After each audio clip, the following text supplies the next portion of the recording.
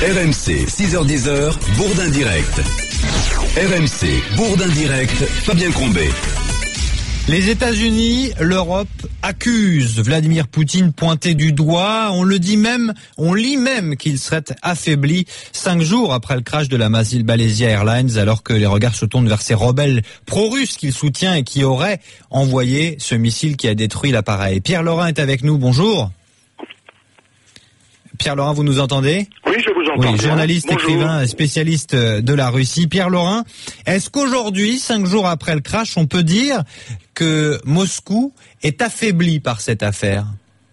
Oui, certainement, Moscou est affaibli tout simplement parce que il est en accusation et que il lui est relativement difficile de faire valoir une position un peu différente dans la mesure où les médias et les déclarations publiques russes ne sont pas écoutées ou très peu par la communauté internationale.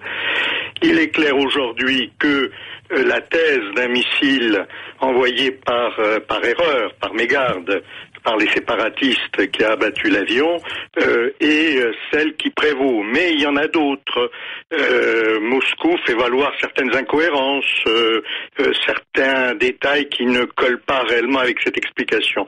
Mais le problème aujourd'hui, c'est tout simplement que vraisemblablement les séparatistes sont les auteurs de la catastrophe et qu'il est difficile à Moscou de ne pas en tenir compte. Oui, ceci dit, quand on regarde les déclarations de Vladimir Poutine, ce visage, alors qui veut rien dire, mais toujours voir ce visage impassible à la télévision, on a l'impression que rien ne le touche finalement. On peut voir qu'il va y avoir de plus en plus de pression.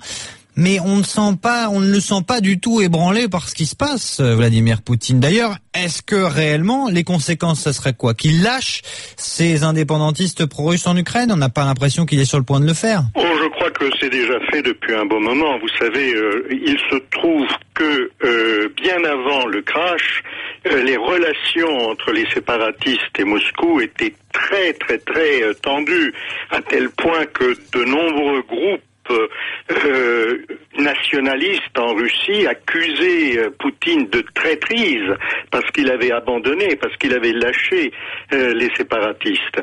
Ce n'était pas exactement vrai parce qu'il y a toujours un très grand soutien, mais c'est un soutien qui est essentiellement diplomatique.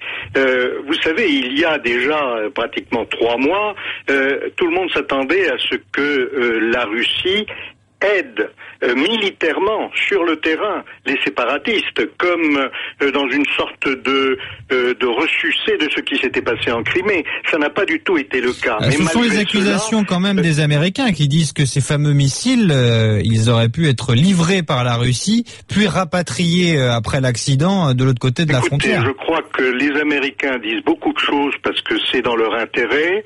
Il ne faut pas oublier que de même qu'aujourd'hui, Kerry, le secrétaire d'État des Affaires étrangères, oui, dit cela, il y a 10 ans, son prédécesseur Colin Powell disait qu'il y avait des armes de destruction massive en Irak. Vous n'y croyez pas, vous, à cette version américaine ? Faire un peu attention à ce que, aux déclarations officielles des uns ou des autres qui vont dans le sens de leurs intérêts.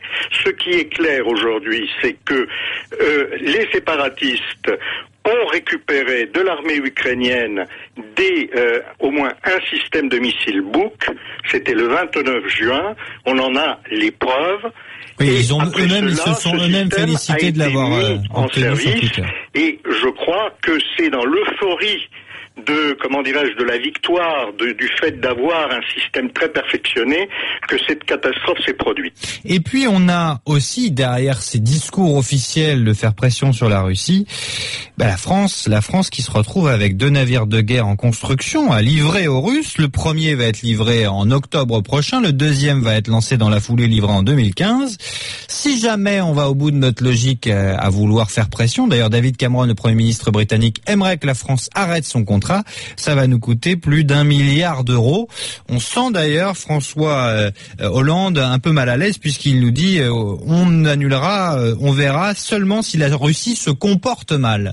Absolument, je crois que c'est si vous voulez, on est dans une situation très particulière, parce que d'un côté, on a pris fait et cause pour un gouvernement qui, jusqu'à il y a très peu de temps, et même encore, on se demande s'il est réellement légitime, dans la mesure où le président Porochenko, qui a été légitimement élu, n'a pas changé un gouvernement qui provenait de pratiquement une situation révolutionnaire et qui était un gouvernement provisoire qui n'avait pas de réelle légitimité.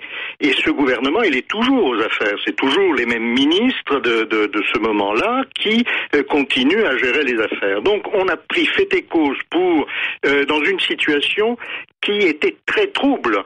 Il est difficile de dire que les uns ont raison, c'est-à-dire les Ukrainiens, et les autres ont tort, les séparatistes. Chacun a raison à sa manière. Donc les Américains, eux, sont impliqués dans une logique qui est plutôt une logique de post-guerre froide. Il s'agit d'affaiblir les adversaires potentiels, mais la Russie, pour nous, n'est pas un adversaire. C'est un partenaire commercial pour toute l'Europe, avec des échanges qui se montent à 400 milliards de dollars par an. Ce n'est pas rien, c'est-à-dire que les sanctions européennes, c'est bien beau, mais si elles deviennent effectives, ce serait une catastrophe pour l'économie européenne, comme d'ailleurs l'économie russe, c'est-à-dire que l'on se suiciderait pratiquement, et cela pour un objectif qui est relativement peu concret. On est en train de défendre des valeurs en prenant fait et cause pour des gens qui ne défendent pas vraiment les mêmes valeurs que nous, parce que l'armée ukrainienne dans l'est de l'Ukraine se comporte à peu près de la même manière que les troupes de Bachar el-Assad en Syrie.